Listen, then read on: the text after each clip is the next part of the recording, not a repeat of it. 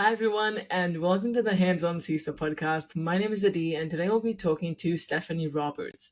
With over 25 years of experience in the tech industry, Stephanie's had the privilege of leading diverse teams and driving transformation across various IT domains.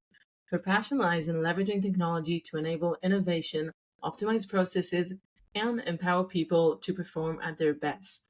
Currently, she's serving as the CISO and VP of Infrastructure at EmployBridge, which is the largest US light industrial staffing company, where she focuses on fostering secure, scalable, and forward thinking solutions that align with organizational goals.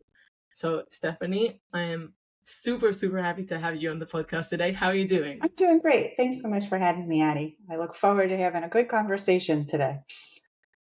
Amazing. So, before anything else, I'd love to hear how did you end up in the position that you are now?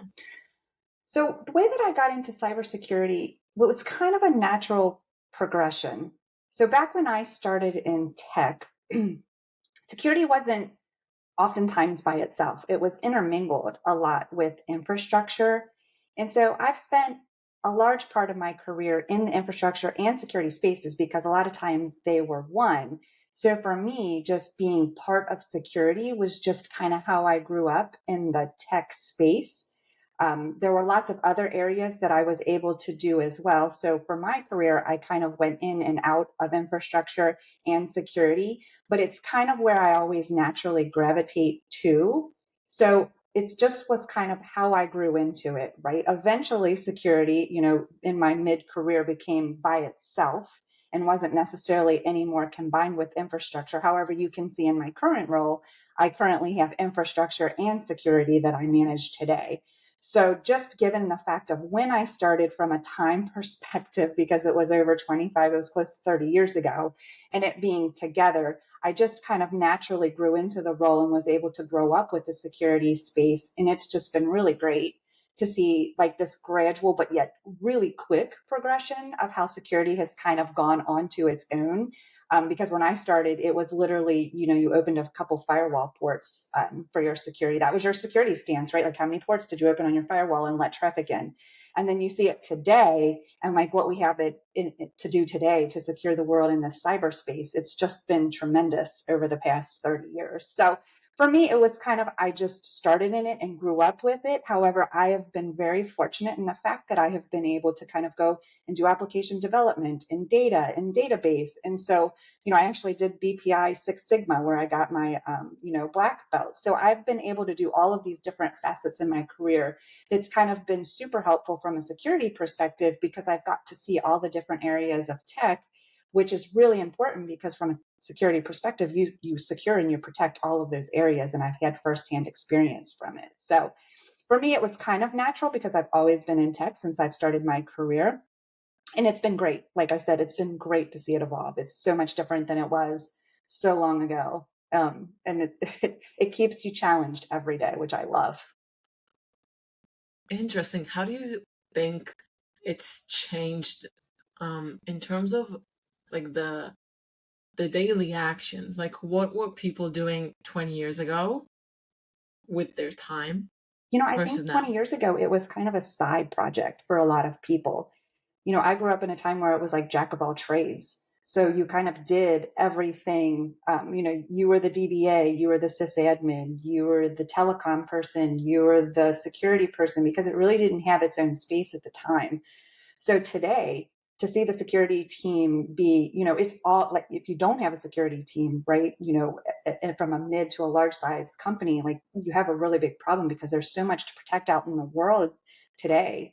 So, just having that separated space where you're focused on protecting the company's assets is a huge change and shift from many, many years ago, right? And I don't think any company, from that mid to large size would ever be like, yeah, we don't have a security team, right? That doesn't even happen today. Or we do it on the side. Because I think when you see a lot of news reports out there where people that are doing it on the side, they tend to end up in the news because they'll have a ransomware event. And then lo and behold, right, a bunch of money is poured into the program. And then you're kind of moving up in your security space and tightening things up where before it might have been loose. So for me, like we spend large amount of times in our day to day now just making sure that we're moving forward on our projects and our priorities, right? And, for me as a CISO, I have to make sure that we have alignment across all teams because security impacts every portion of the organization. So I'm always making sure there's clear and consistent messages to the board and the executive teams. And here lately, given it's the end of the year, right, I spend a large portion of my time making sure that we have adequate budget in 2025 so that we can address the gaps that we know that we have or improve our security posture. But, as a leader, as a CISO, my job has always been to enable the team. So whatever the team needs for the day or the week or the month, right? That's what I spend my time doing, just enabling them to succeed. So just the natural progression of doing security from, as a side hobby per se, right? To like where we're just focused on that. It's just been a huge transformation over the years. And it's been great to see. I mean, this is the way companies needed to function, like just where we are today in the cyber world. It's just vital.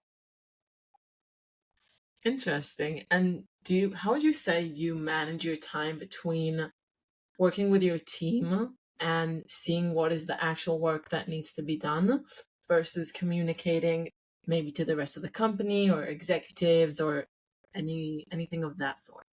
So I'm a big believer in putting great people around you because I feel like that's how you are successful, right? So I have been very fortunate in my career, especially at EB here at EmployBridge, to build a really great team. So when I clear the way for them, they pretty much drive things forward, right? Which is fantastic. So that means I spend my time making sure that we have that clear path. So a good portion of my day and my months, right, are spent just making sure that security has that upfront visibility so that the team can do what they do best because they're great at executing and driving us forward and really coming up with things that we need. And we have all of these tests that come in, right, where we identify the gaps. So a large portion of my day as the CISO is just enablement, right? And it's just that. I spend a lot of my days on communication alignment, clearing roadblocks, managing the budget, and all of that sets the team up who are excellent at just kind of delivering off our roadmap that we've put together and just pushing forward on our strategic direction. So for me, a large portion of my day is actually not spent with the team, but that's actually one of the best parts of my day is when I get to spend with the team because I'm a very people focused leader. But a good portion of my day, I'd say 75% of my day is focused outside the team, just making sure that they're enabled to do what they do every day. Is that something that came naturally to you, the understanding of maybe my attention doesn't need to be exactly where like you want to work with the team, but you understand that you need to do other things? Is that something that happened naturally? It really wasn't. But I've been a leader for most of my career, and it's always been hard. And I see this with technicians today. Changing your mindset from the person that's involved in the day-to-day delivery, where you're the person that's the administrator and you're the person that's in the tools, right? You're the person that's doing the do. And now suddenly you're being asked to manage and lead the people that are doing the do. That's a really hard transition. And, I was not immune to that. And this happened many, many years ago, but it was really hard, like to give up the rights, which sounds funny, right? But you have all these rights to do all these things. And then eventually you get to this point where it's like, I can't do this anymore, right? Like I have to be able to take care of my team and lead them to make sure that they have what they need. And for me to keep bogging myself down into the details, it just doesn't set any of us up for success. So I don't think that it's easy to make that transition, but I think it's absolutely imperative that it happens because I've seen technicians who can't make that transition and they end up failing themselves and failing the team because you're so busy trying to keep up with what you thought you should be doing because that's what you've done for years to now this new request and this new ask and expectation of you. And it doesn't help anyone. But for me, like once I'm there, right, I've always been a person who really loves helping people and making sure they're set up for success. So then once you make that mind shift, right, I think it was pretty easy for me to kind of get into the space where I wanted to make sure the team had what they need and they were set up for success. And I was clearing roadblocks and I was making sure that we were communicating, right? That kind of came naturally for me. But I think the transition is always a rough one. No matter when you do that in your career, I think it's always really difficult from a technical perspective to give up that control and kind of make that switch. But it's very rewarding once it happens. If you love leading people and you really like making a difference in everyone else's day and their lives and their career, I think being a leader is fantastic. But it's not for everyone, right? Some people love getting in there and doing the everyday. And I think that is fantastic. We always have to have different career paths. You can have a people leader and a technical career path, and people can be very successful in each of those paths. It really just depends on what you really want to do with your life, really. Interesting. When you hire for security roles, do you look a lot at a person's, like, their technical versus non inclinations, or is it more, depending on the role, what you look for? Like, how do you see it in terms of personality to role? Yep. So when I hire in the security space, I want to make sure that they have a good, solid security foundation, right? Because we need to drive that forward. I also like to have a team that has a mix, right? So maybe some senior members that have been in the industry for 10, 15, 20 years, but then also people that are just transitioning in, because, you have to have everybody from, the senior to the junior and everything in between, because that makes for a very varied and diverse team. And it kind of sets yourself up from a progression perspective. But really, when I look at candidates, I'm looking at people that have that foundation. So yes, like they need to understand the basics of security. They need to have done it depending on their level. They need to have a certain skill set. If they're a senior, they should have been doing it for a long time and can lead the team from a technical perspective. As a junior, again, they have some foundational things, but they need to have the aptitude to grow into it.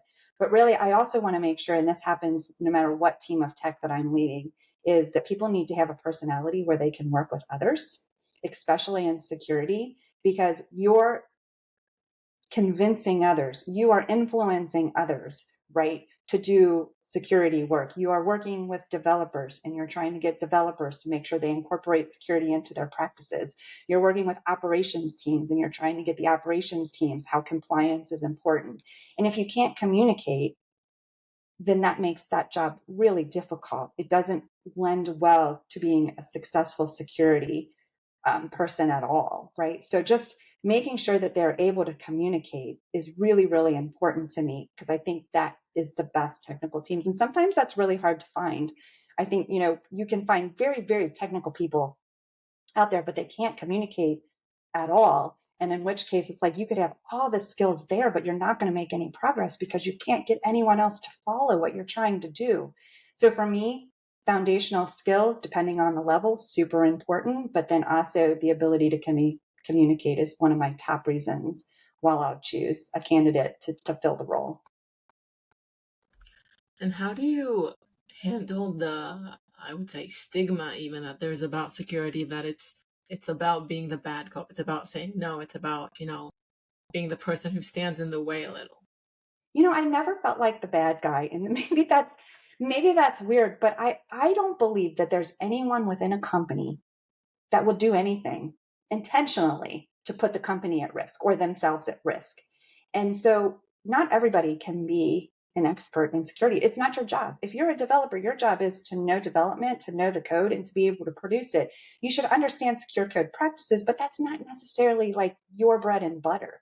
So this is where I think infrastructure or info security comes into play, right? We are the experts.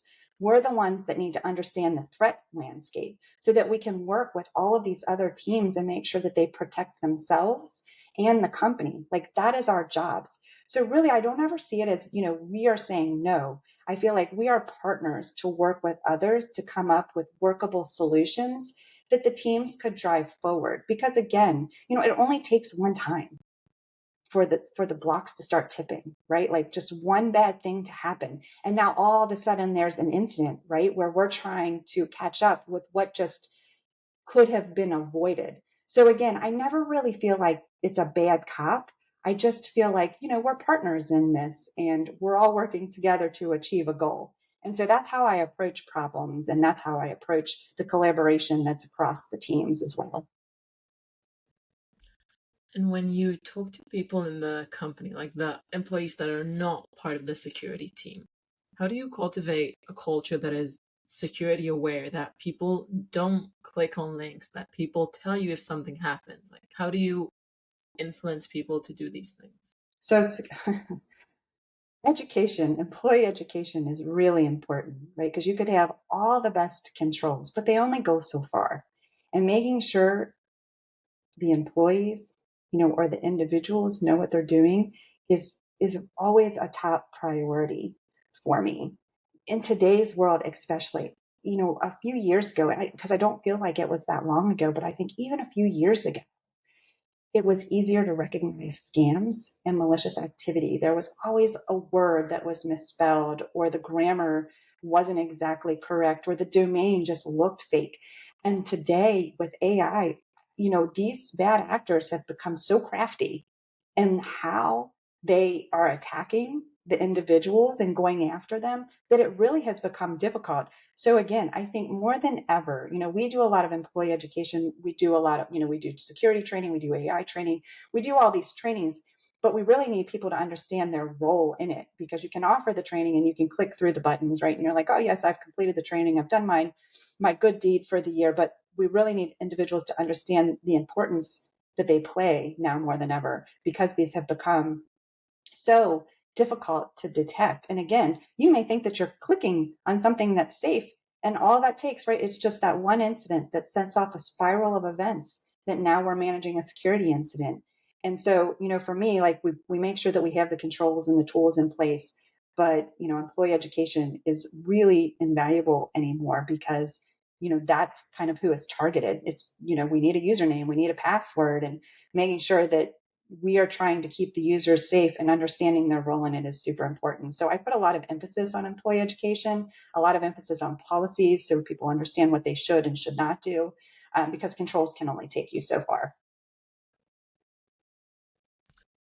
Do you think that when you write the policies and when you communicate what needs to happen using all different forms of education, is that something that people use beyond their professional work and into their own lives? Or do you think it stays within work realm overall? I think people take it with them. We do a lot around, especially during October, the Cybersecurity Awareness Month. We do a lot of tips and tricks to help people personally as well, because I see things, and social media is the biggest thing where people share so much on social media, and I think they have a false sense of safety, right? Because you can't really see the bad actor. You're just posting whatever you're posting, like where you're at, or your dog's name, or your kids' names, or their ages, right? Like you're posting all this personal information out there, not realizing that it may get into the hands of somebody that you don't want to see that. And then lo and behold, now they've kind of have, this profile of your life. They can use it to kind of scrape passwords and come up with password combinations. And I don't think people realize, what they're posting could potentially cause damage to them. So we try to do a very good job of educating people on just, best practices, how to, do a strong password, what to incorporate into that. Here's sites that you can go to check domains to make sure that if you get something, that it's a legit domain. And so you can carry those things not just in, your business life, but also into your personal life. So I'm hopeful that people take them elsewhere. We try to educate them so they can. But again, I think from an individual perspective, you have to kind of be aware of the risk that's out there. And if you don't live in it every day, it's really easy to just assume, right, that you're safe. I've put this VPN on my phone, like, oh, I'm so safe. It's encrypted, not realizing that they're stealing your data anyway, right? And so I think there's a lot of misinformation out there that people think that they're doing the right things because, they see it in an article or their friends are doing it or a family member told them it was great. That's not necessarily that secure. So, I always feel like it's my job to try to prepare people for regardless of where they're at. But again, it takes a lot of onus on the individual to kind of take that information and then apply it in their personal lives, which can be really hard because everybody's busy, right? You're focused on what you're doing in your life and your job. And so trying to apply all of these different things when it's not really your forte can be kind of difficult, but we try and hopefully people take it and take it with them when they go home.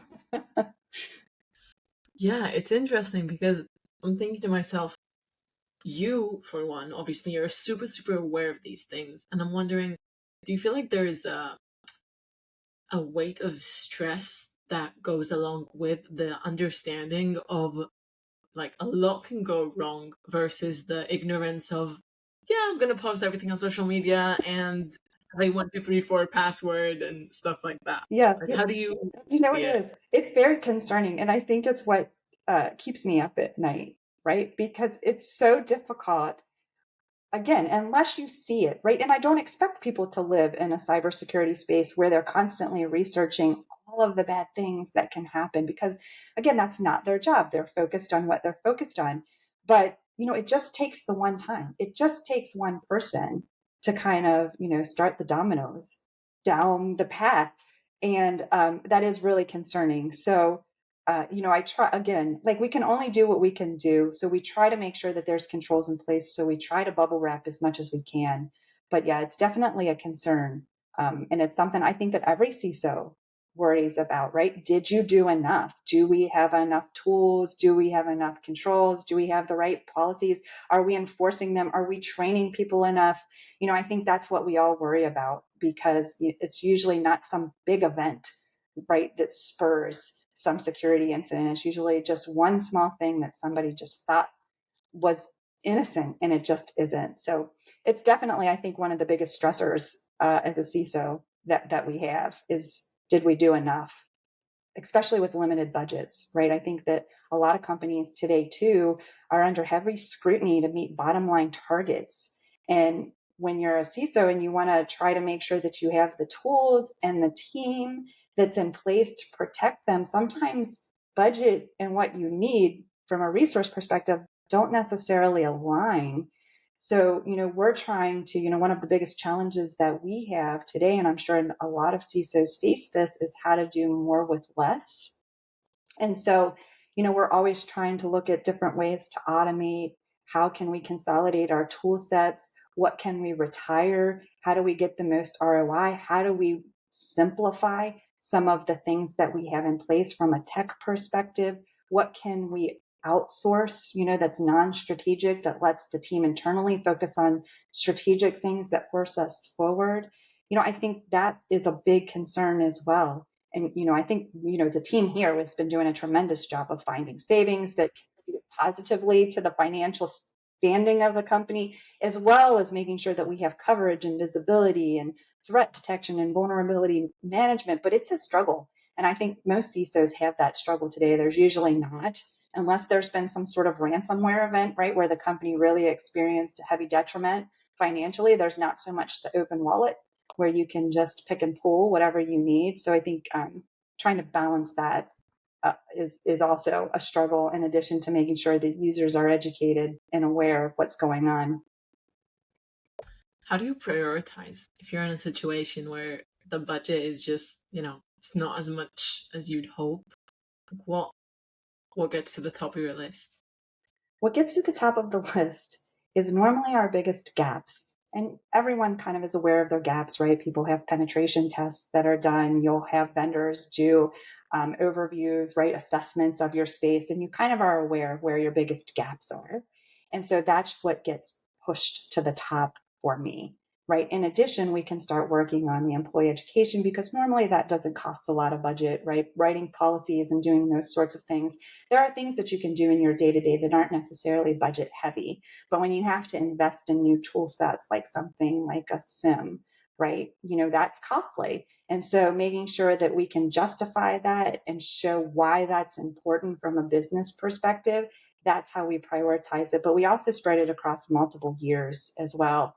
I think team sizes have been reduced over the past couple of years as well. And so there's only so much that you can get done in a year anyway, because you only have so many bodies that are in your team. So when we start working through the list, we kind of address those. What are the biggest gaps that we know, right? Maybe it is a foundational piece that we're missing, or maybe it's just a gap that we've detected from a pen test, and we'll start working down that list based off what do we think is the most threatening, or how do we reduce our risk the most. And that's what we prioritize at the top, and we kind of build a roadmap. We always have a 3-year roadmap that's running, and we just kind of move through that roadmap once we've done like our initial assessments, and then we add and remove depending on the way that the company trajectory is going, just we are flexible in what we prioritize, but that's how we've been able to prioritize and be successful with it.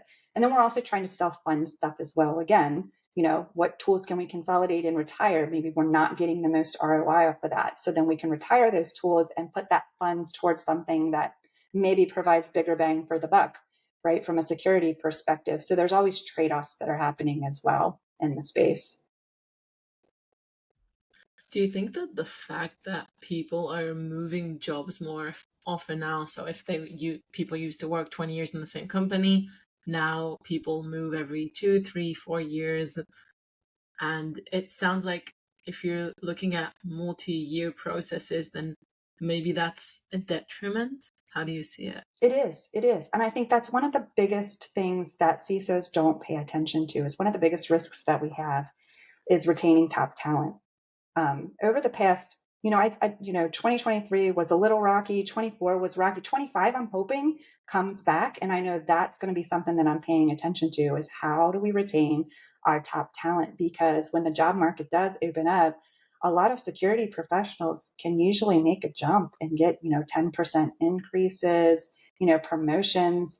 And so that's a struggle, right? Like that is a struggle from a leader's perspective on how do you make sure that you are enticing the team to stay, that we have enough benefits, especially when there are things that you can't control. Sometimes you can't control bonus, right? Because that's more company performance driven, and you can't perform or control merit because, again, it's company performance driven. And a lot of times, merit sometimes just ends up being the cost of living. So, what are things that we can do internally within the team to make sure that we are doing what we can to make people happy? And I think for us, making sure that we have a really good culture is really important. So the team members, again, being able to communicate and work well with others, always a top priority because when you feel like you're part of a team that gets along and that supports each other, that makes you feel good to come to work, right? Versus coming to work and arguing and, fighting every day. And that's no fun for anyone. So, right, making sure that we have a really good culture in place is always a priority for me. Supporting as much work-life balance and flexibility is really important. Again, at EmployBridge, we are mostly remote, which is really nice, right? Like that's very appealing to a lot of people who don't want to drive into the office. And that is something that we can align with the company on. So making people have flexibility, giving them, comp time. Sometimes there's incidents that require people to work 24 hours, right? And making sure people are compensated for that. But again, things that we can do.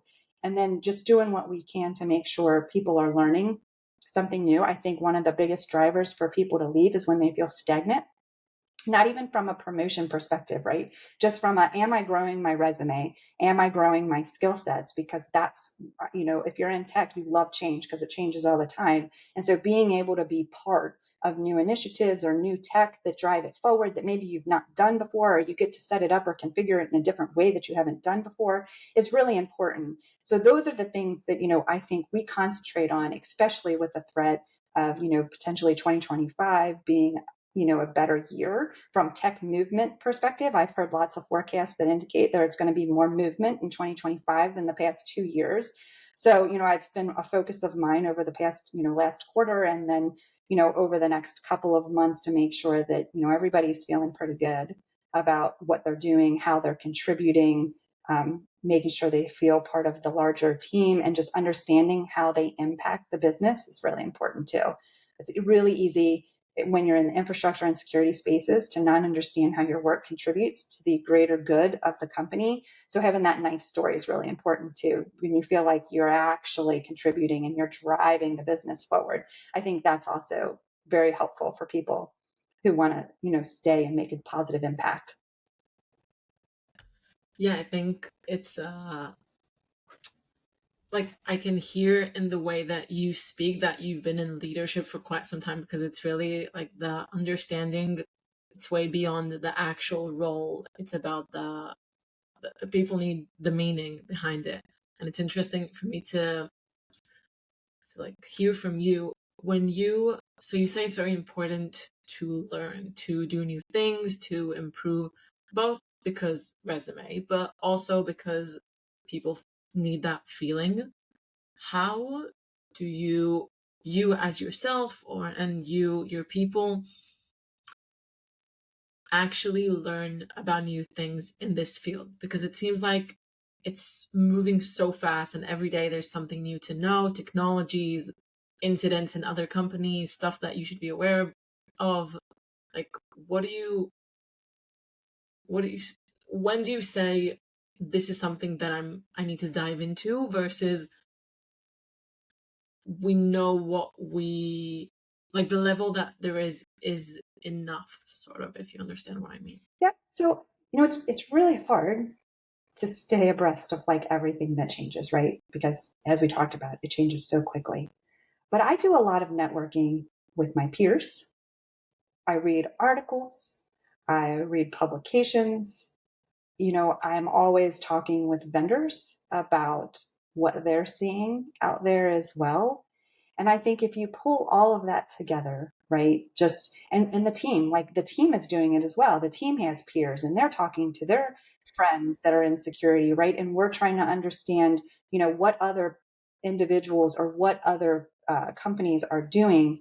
I think that is very helpful for us to formulate a plan on these are some of the best practices that are out there. And then how do we know it's enough? I don't know that we can ever say it's enough, right? We do assessments when you grade yourself against, NIST or CIS, you can come up with a pretty good scoring on, again, where your gaps are and what you're pretty strong in. But again, is that ever enough? Like, there's no solid score that's going to be like, okay, that's going to prevent 100% of all bad actors or malicious attempts from getting in, because it's not. And I think it's not a matter of if an incident happens, it's always a matter of when. And in my opinion, just making sure that we have the right resources, the right team, the right tools, the right controls, the right policy to reduce the impact as much as we can is the most important thing. Because again, I don't believe, I think a lot of CISOs have always have been in an incident, right? Whether it's big or small, like you've all experienced an incident, and we're going to continue to experience incidents as these cyber criminals get more and more crafty with how they're doing things. And again, just making sure that you have plans in place, because when you think through that logically, you're like, these are all the things that I would need. And everybody, usually has an incident response plan. Like, these are all of the things that I would need in order to manage this incident. And when you can check the box that you have all of these things, I think then you have a level of comfort where you're like, okay, I have these things. I've seen my peers have these things, right? We've talked with our partners and they have indicated that companies have those things. So at least you feel you're on par with the rest, right? And you're doing as much as you can based off what the industry knows. But again, do I think that it's ever enough? I don't, because I think it's just constantly changing every day. And it's almost impossible to stay up with the new risks that come out. Everybody just does the best that they can. And again, just does as much preparation as we can to make sure that we can reduce and minimize the impact when things happen. Have you ever seen firsthand, of course, no names or companies or something like that, but have you ever seen firsthand an incident occur and then had to deal with it? Of course. I think, like I said, I think we've all managed That's incidents fun. before. I have been fortunate, and mine have been on the small scale when you think about how bad things can get. And, in particular, there was some username and passwords that had been, made its way out into the wild that were used to get into the systems. And the team, like I said, I've mentioned my team is fantastic. They recognized that there was a bad actor in the network, and they were really quick to respond. The bad actor at that time was kind of in this wait and see mode, so they were making little changes to see what they could get away with, and we were very fortunate to see those changes when they were occurring, so we were able to shut it down very quickly. And I realized that things could have been so much worse, right, had we not, because that's a lot of times what people do. They get into the network and they kind of wait, and then they kind of see what they can do, and then they launch an attack.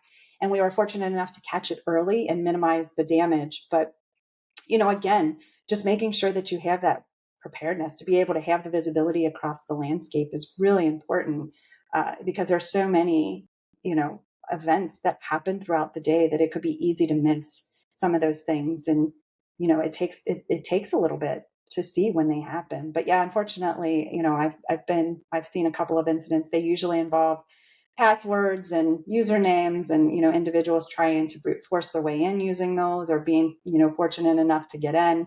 But again, being prepared is key, in my opinion, and making sure that you have a really solid response plan so the team knows exactly what to do when they happen is really, really important. It saves a lot of damage. Wow, how do you handle yourself and the team when you're in like incident response mode? Like you have to deal with this now. So I love chaos. Like I thrive in chaos, and whether that's good or bad, Good. yes, yet to be determined. But usually, when there's a fire, it's when I'm most focused and most calm, which is really nice. It's really helpful to be calm under fire and under pressure. So, when there is an incident going on, again, I'm an enabler. It's my job as a leader to enable the team. So I'm making sure that we have the right people involved, because normally it's a cross set of people. It's just not limited to the security team. I'm making sure that we have the right communications going out so that everyone that needs to be aware is aware of what is happening. A lot of times I'm providing blocking for the team so that they can focus on actually doing the work, because it's amazing how many pings and just different IMs and emails that the team actually working on the incident can get. And that's very distracting for the team when you're trying to have them focus on a solution. But that's basically what I'm doing when the going gets tough. I'm just making sure that everybody is working together. We're moving forward. They have what they need. They can focus, and we're going to work on that until we get the fire and the chaos settled down. Is that something that weighs on in general security people in their personal life, and like what's your experience with dealing with such high stress situations, and also not even just dealing with them but waiting for them, like knowing that they can happen? Yes, yeah. So over the years, I've seen a lot of people suffer in various ways to always being on, right? And in tech and in security, especially, you're always on, because you sometimes you never know when that call is going to come in. So and that can weigh on you. It can have serious negative impacts on your personal life and your personal health. I've seen firsthand, right, like some of the personal issues that it can cause from a health perspective, because I have been one of these people that have always been go, go, go. People used to call me a gerbil in a wheel, if you will, right? And it's too much, right? It really weighs heavy on you. So, over the past couple of years, I make it a point to have downtime when I can, and making sure I have some sort of balance in my day. It's now a priority for me. And by balance, I don't mean that I can only spend 8 hours of work and I spend 8 hours on my personal time and it has to be 50-50. Like that's not what it's about at all. But, I make sure that I incorporate things in my day that have positive impacts on me personally and my health. So I don't end the day being drained, so whether that's taking a quick walk, right? When I have minutes between meetings, or doing some stretches at my desk, or talking to coworkers about anything that's not work, eating lunch and getting up from my desk and scheduling time to like have lunch. That's what I mean by just balance, making sure that there's time in your day where it's not go, go, go, because it's not always, every day is not doesn't need to be, because it can be go, go, go all the time, which then can extend into the evening hours because something has happened, right? And when you have the ability to take downtime, you should. And so that's what I do personally. It's what I do as a leader for my teams. I always want to make sure that people are taking care of themselves, that they're taking time out for themselves so that they can be the best that they can be, because nobody wants a stressed out team that is just to the point where everybody's about to break, right? Because then no one's productive. And, we could miss things when you're always stressed out. So making sure there's comp time and, just different things in your day. I think it's really important for people to focus, because it's so easy in tech to, especially when you're working remote, I'll just eat at my desk, or I won't eat, right? And I won't, like some people never leave their desk for 8 hours, which may work for some people, but at some point you're going to have to take a break. So really prioritizing your health, your mental health, and your physical health, I think is really important if you want to keep a real solid team, and just kind of deal with the always being on that security professionals have today. You can incorporate just little things, make a difference. And a 10-minute walk can make a huge difference on your, outlook, than just sitting and stewing sometimes on a problem. Sometimes you'll come back and the problem will have resolved itself on its own when you come back. So those things are really important. Interesting. How do you implement that in a remote focused work? Because you don't actually know a lot of the times how are the different employees managing themselves. When you're remote, right, you know who is working and who is not, right? You can sense who is delivering and who is not. So as a leader, you're always going to know people that abuse. That has never been my concern, right? I know, especially when people talk about going back to work and they want to make sure that the employees are doing what they're supposed to do, like that has never been an issue. I've been remote since 2006, so it's been a really long time since I've been remote. Now I've traveled and things over the year, but managing a remote team has never been an issue. I find that what the greater issue is with a remote team is not them doing their work. It's just what we've been talking about. It's that they work too much, especially when you're across time zones, right? And you have somebody in the West Coast, and this is in the United States, right? Somebody in the West Coast scheduling over lunch in the East Coast because it's 9 for them, but it's 12 for anybody in the East. So, I always encourage my team to make sure that you schedule time out to get things done for your day. Take an hour, right? Block your calendar off so that you can focus on the tasks that you want to get done. Block out your lunch, right? And it doesn't have to be at noon. It can be at 11, or it can be at 1, or it could be at 2, whenever there is time, right? Like make sure there is an hour in your day where you can get up from your desk and go eat lunch. And then also, it's always really great. I have a team that works for me that has happy hour. They don't call it a happy hour, but they have this meeting every Friday where they just get on, they vent, they talk about what's happening for the weekend. They're all remote, they're just on a call. And that team by far has the best culture. They love working together.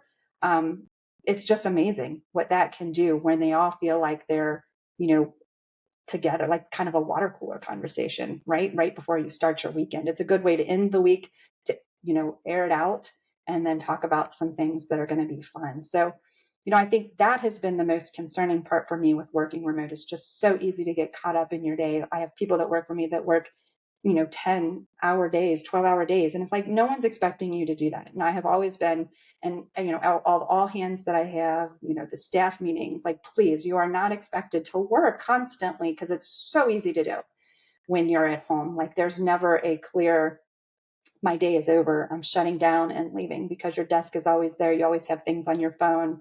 Somebody may ping you about some security thing.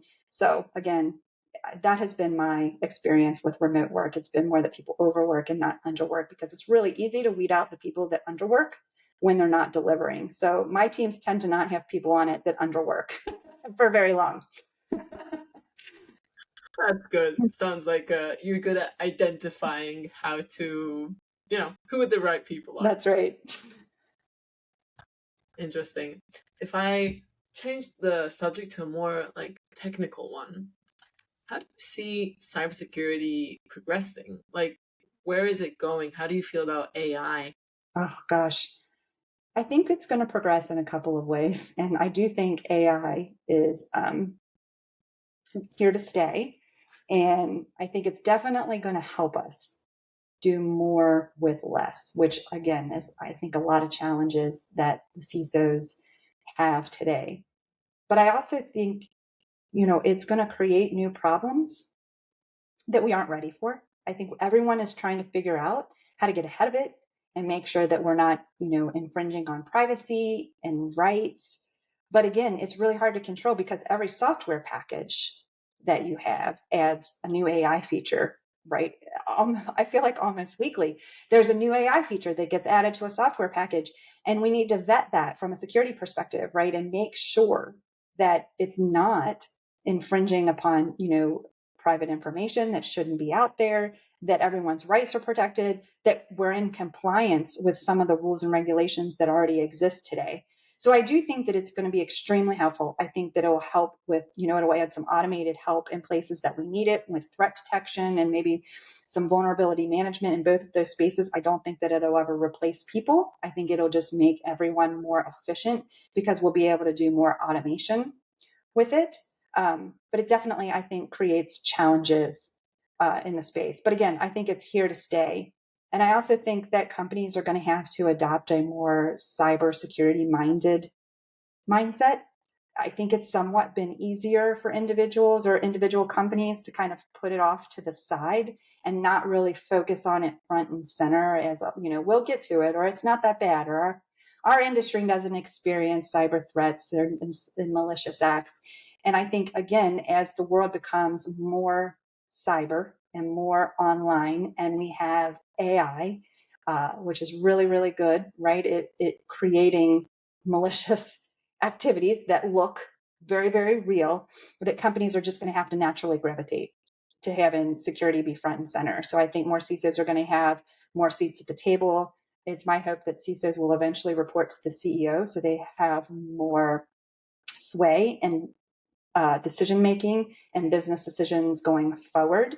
And I also would like to see, and it's always my hope because I'm a big proponent of this, that the security teams get more diverse, meaning that we have more women within the security space because it's very much male dominated today. And I'm very much a proponent of diverse teams. I like the different aspects, the thought processes, the way individuals use tool sets, and the way that they think is all very different.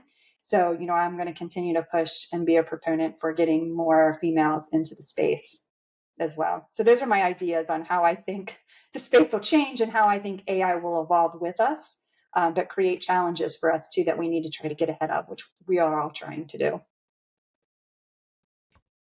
Amazing. I think we're almost out of time. I'll ask you one final question. And before that, thank you so much. I think this has been really interesting and like really a talk about leadership as much as it was about security. I'd love to hear what excites you about security. Like what made you want to be in this field? What keeps you going for like quite some time in security?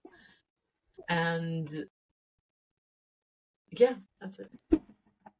So what excites me about security is I love change. And it doesn't change, and security is one of those things that change continuously, which is very exciting. I love to tackle challenges. Like I said, I kind of thrive in chaos. And so security, in my opinion, is a little bit chaotic because every day is different.